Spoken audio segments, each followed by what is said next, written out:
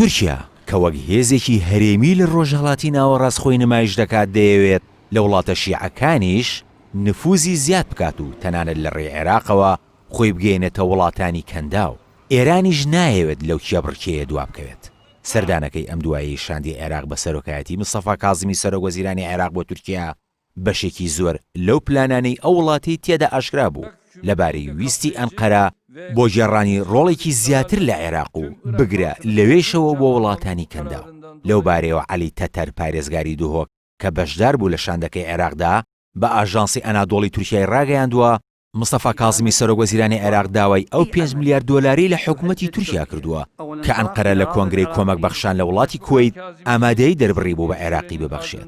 لە بەرامبەردا ئەردۆغان ئاماژەی بەوە کردووە تورکیا پێی باشە لە دووبارە ئاوادانکردنەوەی عێراق بەشدار بێت، لەوانە لە دانانی ناوچەکانی پیشەسازی و ڕاکێشانی هێڵێکی شەمەندەفەر لە تورکیا تا بەندەری فاو، هەروەها دروستکردنی بەندەری گەورەی فاو و دروستکردنی شەقامێکی خێرای باش لە کەنداو تا دەگاتە زاخۆ لەگەڵکردنەوەی دەواازەیەکی سنووری نوێ بۆ ئەوەی چەندین دەواازە لە نێوان تورکیا و عێراقدا هەبن.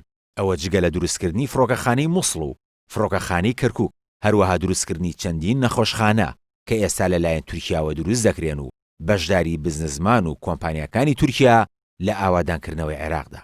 بە پێی زانیاریەکانی تورکیا دەیەوێت ئەو پارەیە بە شێوازی قەرزی بێسوود و لە ڕێگەی وەبەرهێنان لەلایەن کۆمپانیەکانی خۆیەوە بدات بە عێراق. هاوکات عەلی تەتەر باسی لەوەش کردووە سەرۆکۆماری تورکیا وتوێتی ئەوان پێیان باشە ئاستی ئاڵوگۆڕی بازرگانی لە نێوان هەردوو وڵاتدا بگەێنن بە 20 میلیارد دۆلار کە ئێستا نزیکەی 15 میلیارد دۆلارە و عێراقیش ئەمە دەخوازێت. لە بەرامبەر جوڵەکانی تورکیادا ئێرانیش نایەوێت گۆڕەپانەکە بۆ ئەنقەرە چۆڵ بکات. هەرچەندە لە چەند ڕۆژی ڕابردوودا کۆمپانیای نیشتیمانی غازی ئێران ڕایگەیاند هەناردەی غازیان بۆ عێراق کەم کردوتەوە، ئەوەش بەهۆی نەدانی 5 میلیارد دۆلار لە شایستە داراییەکانی لەلایەن عێراقەوە. وەزارەتی کارەبای عێراقیش ئاماژی بەوە کردووە کەمکردنەوەی غازی ئێران بۆ وێزگەکانی کارەبا کاریگەری لەسەر پێدانی کارەبا لە بەغدا و ناوچەی فوڕاتی ناوەڕاست دەبێت.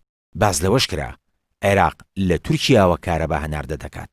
بەڵام شاندی ئێرانی بە زوویی و لە سەردانەکەی 29 ئەم مانگەدا بۆ بەغدا کێشەی نەدانی پارەی کڕینی غازیان لەگەڵ عێراق چارەسەر کرد و ڕایانگەیاند لە نزیکترین کاتدا هەمان بڕی پێش و لە غاز هەناردەی عێراق دەکەن.